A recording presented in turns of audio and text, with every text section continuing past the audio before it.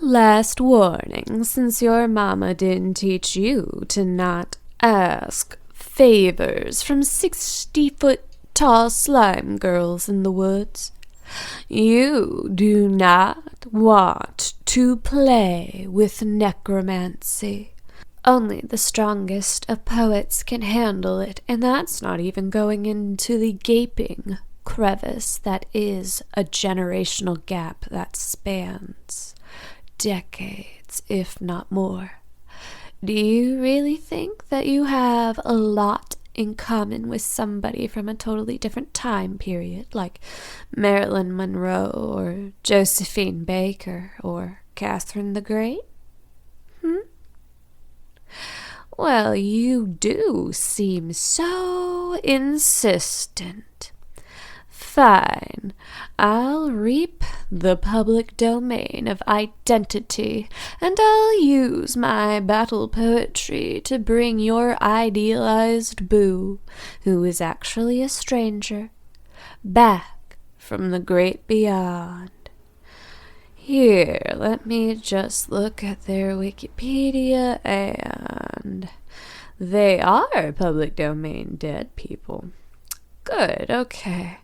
I think I have a solid mental image of what you're going for. So this is what you're going to need to do. I am going to slowly step on you, and you will be absorbed into my foot. From there, you will need to sort of swim up to my head, where you and your new magic love doll will emerge like Athena from my temple. I never liked basic ethics either, honestly. Also, I should warn you, if you don't make it up to my head, I will almost certainly absorb you forever, so no pressure. Ready? Okay, well, hold perfectly still, or you will not pierce the membrane. And there. Now, you best get moving. Necromancy, the ceremony dating back to the pre-Christian era, is the art of reviving the dead. Most dangerous of all the occult rituals that requires involvement with spirits by the person performing the act. Doors in orange and blue, endless like portals, falling feet first, while surrealism spaghettifies you to bare thread. Where are they stealing you off to? Certainly not sanity, for here the sky is far too blue. The sun is unseen but perfectly bright on uncanny green fields going to infinity. But where will your own feet sweep you off to? Falling and falling into a recycle bin with the bits that are deleted forever. Data driven to the abyss and forgotten as they too fall into black holes, hidden in backlit wallpaper, held in purgatory, and then finally purged. Is that where the gravestone hides? In those hills or under those pristine skies? Do you dare crawl through portals made in files and photographs and long-lost dialogue thought private, but known to you as if you were there, listening, smiling, and they smile back. They permit us to enter into a world of unusual perception, a mystical trip to a place in which things are never quite what they seem. Maybe you heard them sing you to sleep after all day listening to them speak to somebody who very well could have been you. But it wasn't you, and yet you drown in deep green hope that you can defy the will of time and reality.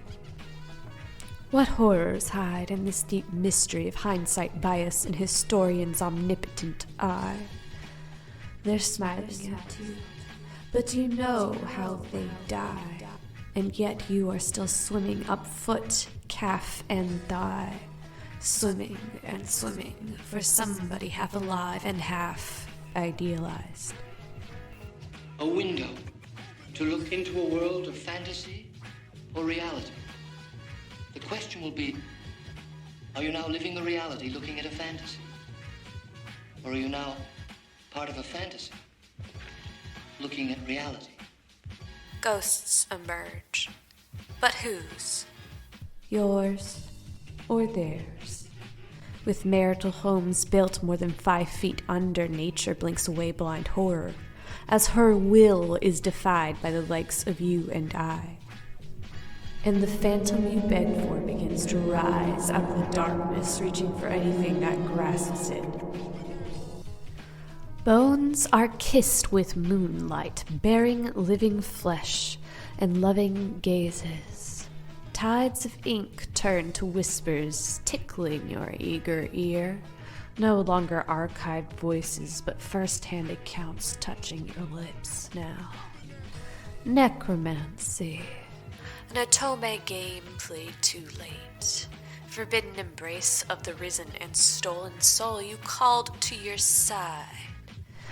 A floating island rocking in the wind, with its shadow raising all sleepers below. Isn't the world full enough? Isn't Earth, Easter Island, all over again already? Death was the great regulator, and yet you're kissing on something meant to be dirt, stone, and worms. O cursed poetry, O cursed art, O cursed records, and O cursed DVDs and MP3s, liars each. All a form of condensed immortality, and your foolish ape brain can't tell that they're really gone. Shocking to me that silent film stars ever got old. Maybe that's why Marilyn Monroe makes me muse so. Lights and cameras made her whatever we wanted her to be, before time could take her score from 10 to Botox injections. Are you prepared for flaws and fights and confusion being chucked into centuries strange like cold seas mid-storm? Digital connected, the world is a flight away now, and their life is Wikipedia, cited by college students and PhDs alike. Cameras off of the movie set and earrings that sing MP3 things. Films are compacted to ebony looking glasses, and Alice didn't want to stay in Wonderland. And that's what you're asking of them. Are already kicking and pushing guiltless, with empathy clearly smaller than that of your tiny body against my collar, pulling your desperate phantom way more and more, dragging you back down to a figurative ocean floor where both of your bones can be a buffet for ruby sun-dude zombie worms. Keep trying to save someone who's already gone. Grasp at the inside of my viscous cheek all you want.